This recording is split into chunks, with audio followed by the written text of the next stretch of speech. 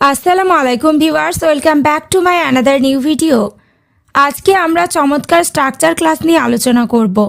Okay viewers, let's get started.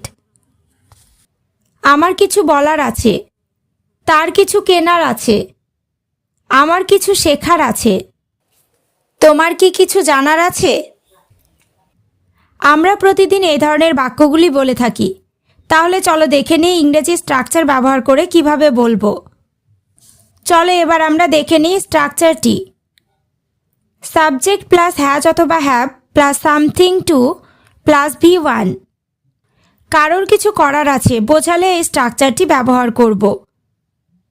আমার কিছু বলার আছে, I have something to tell. এখানে আই ফার্স্ট পারসন হওয়ায় হ্যাভ বসেছে, আর সামথিং মানে কিছু, টু টেল মানে বলার। টেল হলো ভার্বের প্রথম রূপ। I have something to tell মানে আমার কিছু বলার আছে। নেক্সট, তার কিছু কেনার আছে, he has something to buy. এখানে হি থার্ড পারসন হওয়ায় হ্যাজ বসেছে, আর বাই মানে কেনা। He has something to buy মানে তার কিছু কেনার আছে। আমার কিছু শেখার আছে, I have something to learn. এখানে লার্ন মানে শেখা। I have something to learn মানে আমার কিছু শেখার আছে। এবার আমরা প্রশ্ন করা শিখব। হ্যাজ অথবা হ্যাভ সাবজেক্টের আগে বসলেই প্রশ্ন হয়ে যাবে। হ্যাজ অথবা have plus subject plus something to plus V1। তোমার কি কিছু জানার আছে?